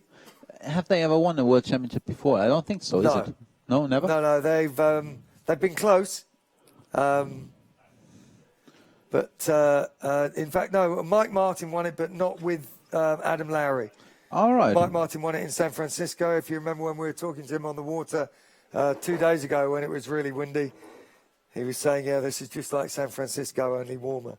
And he also won it as a crew, with Howie Hamlin. I Well, think that as was a long time ago, wasn't Yeah, it? I think he's the only one who has won it as a skipper and as a helmsman. As skipper and his crew. Skipper and crew, yeah. So here we are back again with Boyce and Muller on board, and you can see the outhole is pretty loose. Like the sail here, they really loosen it up for the downwind, and then they tighten it back again. So that's just one example of them trimming the boat Bagging the sail accordingly. up for the downwind. Yeah. Making it more powerful. Pointing's not a consideration on the downwind. Getting lured distance is. And you can see there Boyce and Muller crouching in the boat just looking for his ley line. He's looking for the ley line for the bottom mark. Getting the crew ready. He's in off the wire.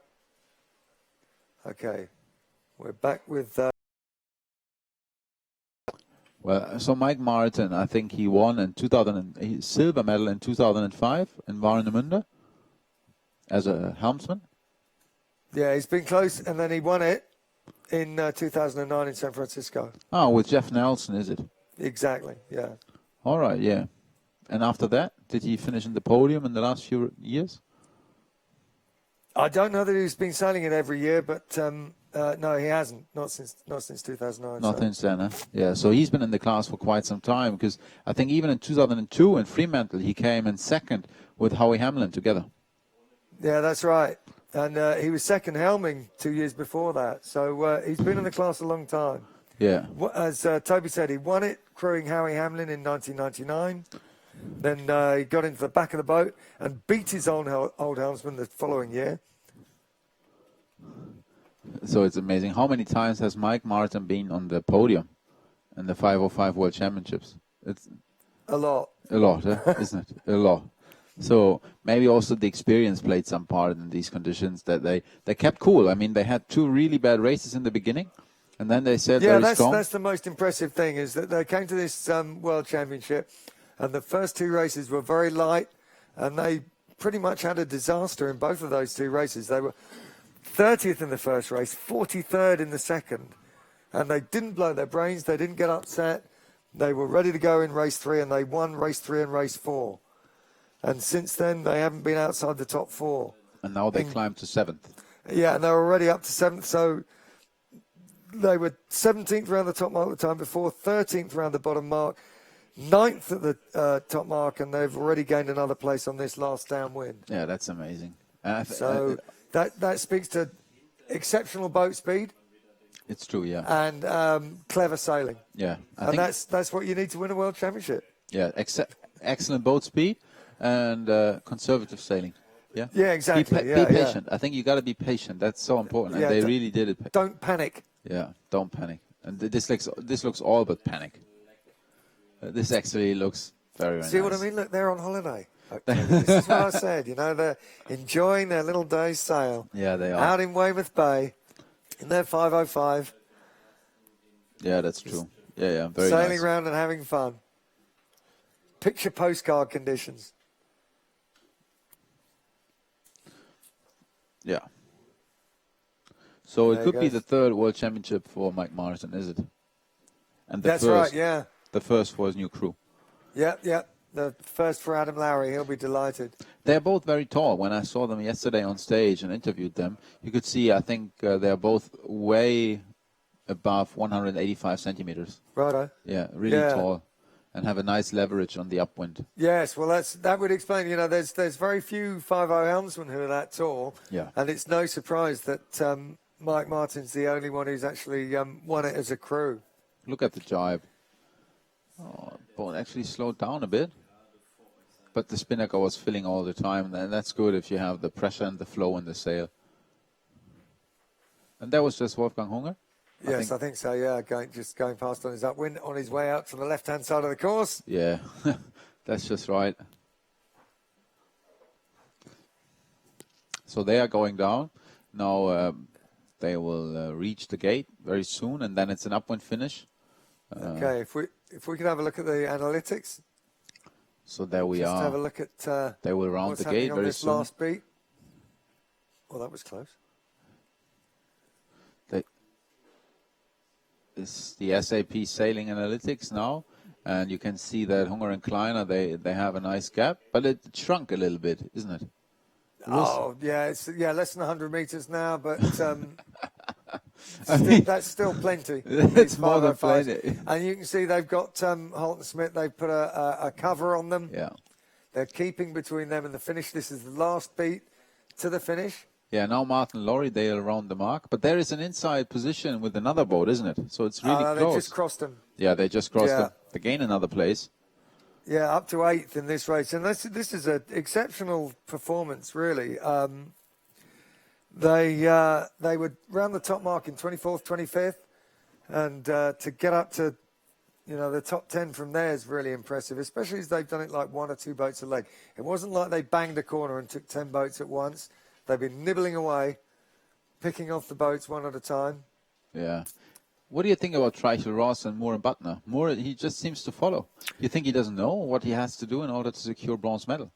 I mean, this is the last chance for Moore and Butner to attack for the bronze. Well, it's the same as it was last beat. There's no point in doing something different just for the sake of doing something different. Yeah. You've got to be looking for where the gain's going to be made. And... all right. Yeah, if you don't think that it's going to actually pay to go right, there's no point in going right. So maybe they get a chance that Treichel and Ross make a mistake, but I cannot imagine actually them doing it. They will also go to the left-hand side.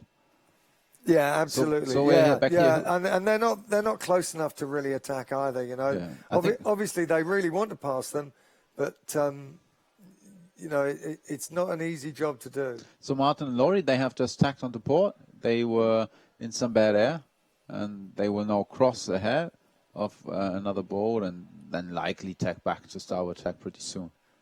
Yeah, I think they'll be protecting the left-hand side.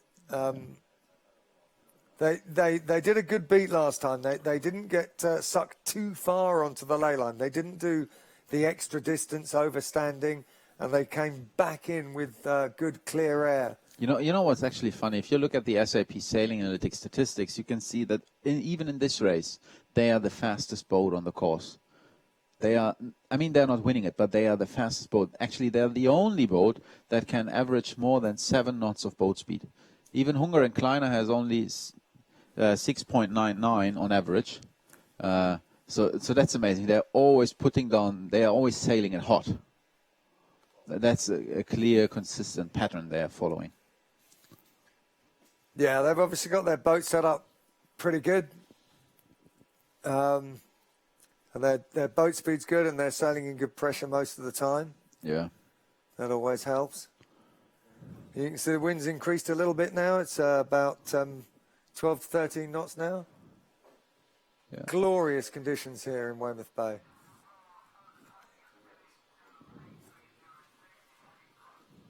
Yeah, so... at the moment, this win is going to be enough to give Wolfgang Hunger and Julian Kleiner the third podium spot. Moore and Butner are up to 4th in this race, but they had to get 3rd to boot Hunger and Kleiner off the podium. Yeah, I mean, it's tied on points, and if it's tied on points, then it depends who has more race wins. And they do in the last race. Exactly. So, Hunger and Kleiner are on equal points with Moore and Butner overall, but this race win gives them the position on countback. Yeah. So the only struggle really remaining is this Moore and Butner trying to get past Treichel and Roast for third. If they manage to do that, they'll get third overall. But it's a big gap, and it's hard for them to attack when it's pretty much a one-way beat. And this is the last beat to the finish. And pretty much everybody knows you've got to get out to the left. So, yeah. And I think I'm also really impressed from the performance of Mike Holt and Smith. I mean, their worst race was the 15th.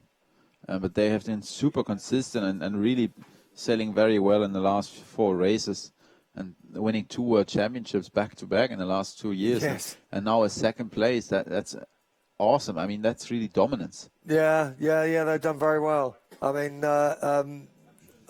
Mike Holt would be the first guy to tell you that it's in the winds over 15 knots that he has an advantage. But coming to this World Championship, in the windier races, Martin and Larry definitely had the advantage over Holt and Smith. And, that exceptional performance in the strong winds and the decent performance in these lighter winds is what's won this championship for Martin and Larry. And, they're winning this World Championship by 20 points, which is a magnificent achievement. When we can see the level of competition that we're sailing, to win a championship by 20 points is extraordinary. Yeah, really extraordinary, especially when you start with 2 bad races.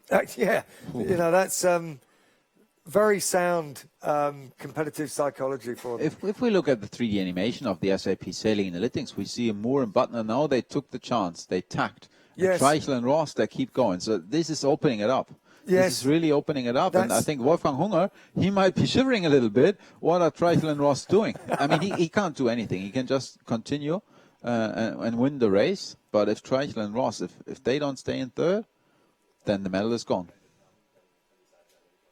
Yeah, absolutely. Yeah, and the wind has gone a little bit right now, but yeah, and it's only got to go a little bit more right. And as we were discussing on previous days, when you get that much separation, as you can see between Moore and Butner and Treichel and Roos, when you get that much distance between the boats, a small shift in the wind is a big gain for one and a big loss for the other. Yeah, that's so true. Moore and Butner here are hoping for the wind to go further right. It's roughly like this, huh? If you have this separation. Treichel and Roos are just tacked. Yeah. They're tacked on the ley line. They're more or less ignoring Moore and Butner. Now it's too late. Now they can just keep go. Now they can just go and pour tack. And I mean, generally I'd expect the left-hand side to pay. So normally they will stay in third, but it's sort of open, and the wind has gone right a little bit. So if it keeps going right even further... Yeah, it's gone right and dropped, yeah. which will make the race longer. But the other thing is that this concern of keeping Moore and Butner in in fourth place, that's a concern for Hunger and Kleiner. It's not a concern for Treichel and Roos. They're sailing their own race, and they think they're going the right way to maximise their position. Yeah. It's not as if... there's a German versus American team race here going on. It looks a little bit like it, but it's not. If it were, then you could imagine that Hunger and Kleiner would be shouting to Treichel and Roos, come on, cover that guy. But actually at the moment, I mean, Treichel and Roos, they are 220 meters behind Hunger and Kleiner, and Moore and Butner, it's 320 meters, so there's roughly 100 meters of space in between them. And that's 100 meters, that's plenty, isn't it? Yeah, assuming that the wind doesn't go hard right. The 100 meters is normally a safe cushion, but, they're more than 100 meters apart on the racecourse here. And a small shift to the right, or if the wind goes light on the left. Well, I think part of the strategy for getting to the left is not just the wind direction and strength. It's the fact that we know there's a little bit more favourable tide, a bit more favourable current out here on this left-hand ley line. And so Treichel and Roos, although they've got a lot of separation from Moore and Butner, they're actually safe. It's a safer course for them to do to keep to the left. Yeah, and there's actually not bad air for them. Like the bad air normally extends to something like 5 boat lengths. So in the 505, that will be roughly 25 meters, but they are like 120 meters behind. Yeah, they're not being badly affected by nothing, Holton Smith or nothing. Kleiner. It's totally clear. Yeah. And now you can see actually on the SAP 3D analytics that distance increasing, 70 meters, 72, 75. So that's reinforcing the fact that this left-hand side is the favoured side, and the wind hasn't gone hard right.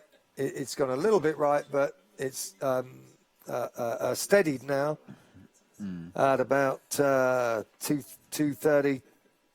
Martin and Laurie, they keep climbing. Southwesterly. They keep climbing, isn't it? I mean, we see them coming up in the picture right now, and they're now in 6th place.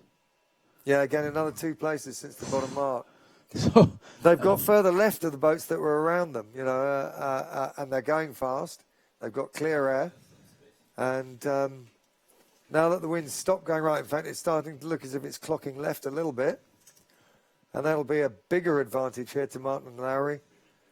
I mean, once you're on the go and they sort of, everything they seem to do seems to be right. Yes. But, they're very impressive racing in this last race.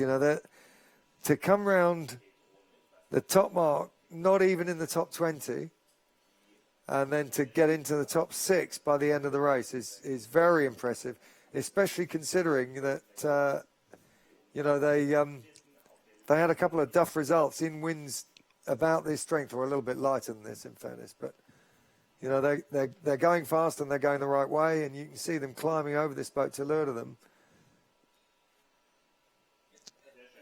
So this is looking really good.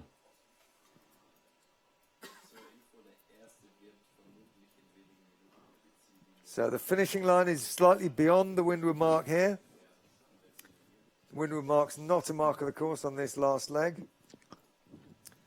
This is Smith and Needham in 5th place. Just talk a little bit about their series. They were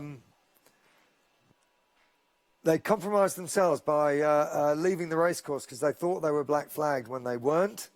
So they got a did not finish in that race. That was the first race. And then in the 4th race, they were leading and they went round the wrong lured mark.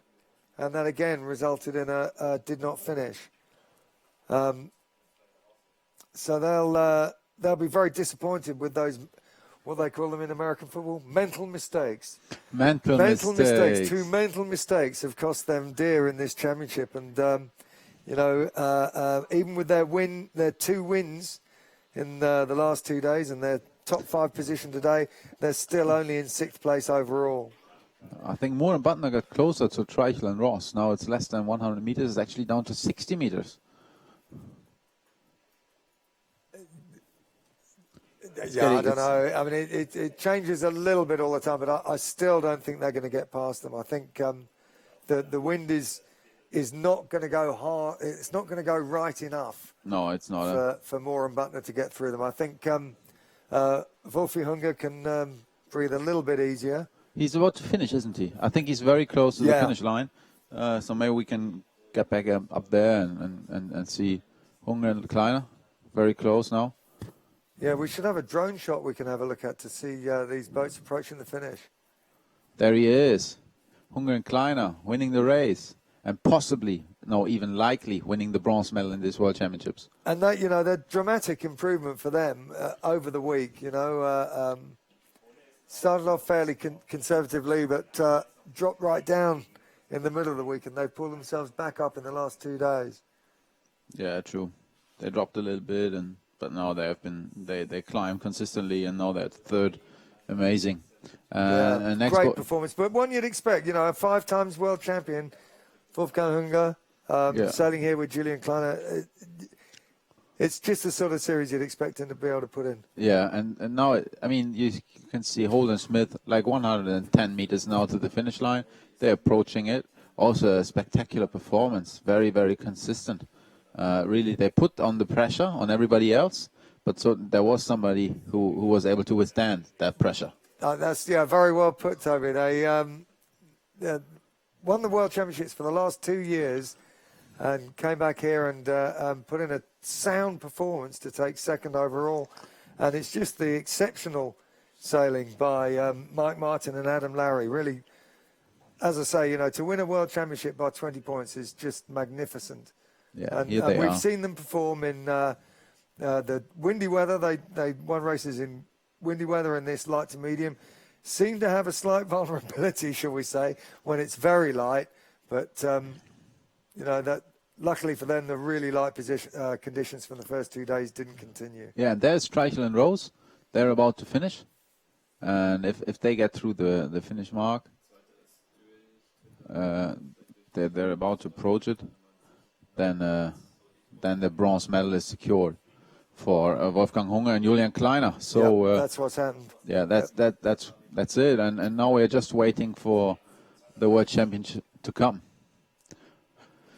They are not far away from the finish line. They're about to approach. Now they will come back in on starboard tack towards the finish. Martin and Adam.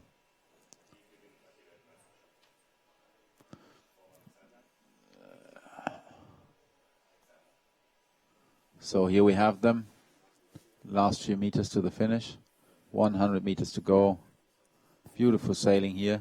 They will keep it in their very best memories, isn't it? Not only in terms of results, but only in terms of sailing conditions. Definitely, yeah. They'll be loving this. I mean, we saw difficult conditions in the beginning, but then it has been champagne sailing. Sunshine, relatively warm weather, good breeze, very stable. Good Lord, look at that. They've taken another place, look. Yeah. They passed Smith and Needham just in this last part of this last round. There you go. They're celebrating. High-fiving each other in true American style.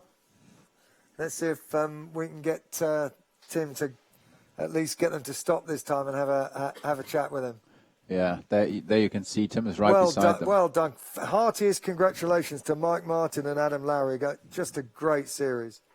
Really, like with the performance of 2 bad races in the beginning and then very, very strong sailing afterwards. Like they only did a very, very few mistakes. And today, like I said, the pressure's off. They only had to get the top 23, and yet they've not only gone from 20th at the first mark, they've taken 15 places. They got up into the top 5 today in conditions that, aren't their absolute favourite conditions. They just sailed around the course fast and smart and pulled themselves up to 5th place. Just extraordinary performance today and overall during the week. And I think now Tim is close to them, our man on the water. Oh, that's great. And it's light enough to hang on to them. Over to you, Tim. Guys, are we on? Yeah, far away. Congratulations, what a race. How does it feel, especially for you, Adam, being world champion for the first time? Don't lose us. No worries. I've won a couple of national championships before, but never a world championship. This feels totally different. It's great, man. It was a crazy race. You guys must have been nervous because your start was terrible. Yeah, we didn't look so good up the first beat, but we did. We just kept being conservative and playing shifts and working with our speed and whatever we did. I think at the third weather mark we were 13th or 14th or something, and then we're like, okay, we knew we could just sort of play a conservative game and sail fast, and maybe it would all work out. And we did. Yeah, it was tough racing in those first couple of laps. I mean, the wind was really unstable, so. No. Guys, you are strong. You were the quickest on the course. Yeah, your average speed was the best. And this is part of your trick. How do you do that? We hike hard. Like, I'm tall, I hike hard. Adam's 6'6". He's 6'6", Adam. We hike hard, and we just did the boat quick end, and we work the boat pretty hard, too. We try to really work it in the waves and be physical. Also says how heavy one of your arms is. I don't know, man. Sometimes they get tired. Look like it. You have to, hold yourself on to it must have been a terribly tiring race, right? Yeah. I mean, this race was mentally exhausting. It was touch and go. It was not stable racing, so there was lots of lead changes and position changes. And you just had to stay with it and keep your cool about you. That was the key. Thank you so much, guys. It was wonderful to watch you. Have a great celebration. Thanks, guys. Okay, back to you. Thanks, Tim. So that was a nice performance, and let's have a look at the leaderboard and see what a performance they put on. What a nice guys. There you go. There's our final leaderboard for this 505 World Championship 2016. And our very worthy world champions, Mike Martin and Adam Lowry, after 2 disastrous first races, set a superb series to win this world championship by 20 points from the retiring world champion, Mike Holt and Carl Schmidt, and Wolfgang Hunger and Julien Kleiner putting in a race win there to take the 3rd podium spot. So a great finish to the series from Hunger and Kleiner, 5 times world champion Wolfgang Hunger. And then Moore and Butner just couldn't get that final place to get on the podium, so they're 4th. Batchelor and Pascoe started the series well, faded a little bit in the stronger winds, and then couldn't do enough today to get back on the podium. And the pretty much same pattern for Pennell and Davis. I think those 2 crews, they will be disappointed, don't you think? I think they will. It's their home world championship. You know, they've Batchelor and Pascoe are debutants in the 5.0 fleet, but Pennell and Davis, very strong team over the past few years. Another previous world champion, and Smith and Needham, who won the pre-worlds here, the British Championships. Again, you know, they'll feel that they underperformed, and we discussed their mental mistakes that led to that. Exactly. So let's have a look at page 2 and see who's coming up. And we see Finland. They had a disqualification in the last race. We talked about it. There was a problem. Yeah, and they found the Pathfinder. And then you have the Boyson Mullers. Yeah, then you have former Olympic gold medalists in the Flying Dutchman. But it was from like 30 years ago. Yeah, so but not in the top 10. So that puts some mark on the quality. Yeah. Or the experience, better speaking, of the 505 class. And then the first Australians there, Malcolm Higgins and Nick Johnson. Yeah, doing nice. And then also French and South Africans completing the top 20. Spread of nations in this top 20. But the overall dominated by the Americans. So now let's have a look at the SAP Sailing Analytics and what we can see. Speed was crucial, and here we have distance and upwind and downwind sailed over the whole regatta. And on the right-hand side, you have the speed for yellow, that's upwind, and blue, that is downwind, obviously going faster. And you can see that Martin and Laurie, they traveled a lot of distance on the upwind. Actually, nearly as much as Moore and Butner, and significantly more than Hunger and Holt and Smith. And at the same time, the same holds true for the downwind. They also sailed hotter, like they said yesterday. Moore and Butner, they really sailed less distance. And that doesn't look too good, but if you look at the speed at the same time, they have such a big advantage. The only team in the top 5 to average more than 7 knots upwind, 7.15 knots. That's a vast difference compared especially to Batchelor and Pascoe with only 6.61 knots. They were looking so good at the beginning, catching up many boats, but in the end, the speed prevailed. Richard, what do you think if you see these statistics? Well, it shows that Martin and Larry are lower and faster upwind and higher and faster downwind. And so they're heating it up more upwind, and they're going bow down faster, especially in the stronger winds. And this is a different view on the statistics also over the whole regatta. And you see the maneuvers. Richard, what do you think? I mean, there is a big difference, isn't it? Like Hunger and Kleiner compared to Holt and Smith? Yeah, we talked a little bit about it yesterday, that Hunger and Kleiner, they're getting their air clear and then just deciding which way to go and sticking to it. They're not trying to consolidate or coming backwards and forwards. They're not vacillating. I think it's very positive what they want to do. They're going out and doing it. And I think it's impressive. They are sailing less distance than the others while doing less maneuvers. So you might think somebody does more maneuvers in order to use the shifts and sail shorter distance. But Hunger and Kleiner, they seem to be able to do very little tacks and still sail short distance. Yeah, that's very impressive to me. It is, yeah. Their overall strategy is obviously very sound, that they're going more or less the right way all the time. Yeah, and at some point during the week, I felt that Batchelor and Pascoe might win, but yeah, they were certainly looking strong. After the first 2 days, they were the only boat to have all the results in the top 10, and then they followed it up with a race win. So they were looking good, But unfortunately, they started to drop out when it got windier, and as we talked about, they are significantly lighter than the others, and they couldn't hang in there in the strong winds. And then today, with their last chance to get on the podium, they blew the start on the first beat. I think Tim has the opportunity to have an interview with Hunger and Kleiner. The race winners from today, fantastic. Yeah, let's talk to them. Tim, can you hear us? Yes, I can hear you guys. I'm just talking in German to my German friends, telling them that I think they managed to be third. Is that right? Correct. Correct. You're third. Congratulations. Excellent. Bronze medal. That's the best we get almost after this terrible start in this tournament, wasn't it? We had some problems in the light wind. We tried to perform the boat speed, but it didn't happen, so we had to moderate results, and then we increased during the days, and we always had to look for to get good boat speed, and at the end now we know how we have to rig up our finally, Julie, it took you 6 days to get back on track. What was the thing? We just had a lack of experience with missing the pre-runs. It was a bit of a problem for us, getting used to the race course and all that stuff. But it was also very changing conditions with light air, moderate air, and 2 days of strong winds. And it took us until the end of the regatta to find the trim for all the conditions. All in all, guys, congratulations, bronze medal. That's excellent. Thanks a lot. Great sailing today. Good luck. Bye. Back to you guys.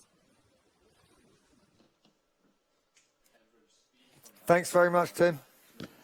So you could hear they were really struggling for the speed, and we saw it in the SAP Sailing Analytics. They weren't really going that fast. So how crucial it is to set these 505s up correctly if you want to win such a World Championships. Yeah, well, I think what Wolfgang was telling us a couple of days ago in the really strong wind races, that he couldn't get it going in the low fast mode that the Americans seem to be able to relish. So he was compromised for his speed, and he was sailing it in the old manner, keeping it, stuffing it, we used to say, stuffing it into the wind to depower. Okay, we can have a look at the overall results again. So this is just the from race 3 to race 9, so it's actually eliminating the 2 terrible races that Martin and Larry had at the beginning of the series, but finishing very strongly with all the races, all 7 races in the top 5. And that's what's given them this win overall by 20 points over previous world champions Mike Holt and Carl Schmidt. And then Wolfgang Hunger and Julian Kleiner getting that race win in the last race, which was enough to secure them 3rd overall. Richard, I think it was a great World Championships. We saw some interesting racing and especially great footage from Weymouth and Portland Bay. Nice sailing conditions. It really came down to the speed. You had to have a nice setup and be able to sail the boat hot. And I really enjoyed it. There was beautiful conditions and great race organisation as well by Tim Hancock and his crew, getting all the races in and just making sure that all the competitors were able to have a great time here on Weymouth Bay. So, guys, thank you very much for watching. I hope you enjoyed it too. You can go and re-watch the racing on the analytics on sapsailing.com. It's Richard Parslow and Toby Shadowelt from Weymouth and Portland National Sailing Academy saying goodbye.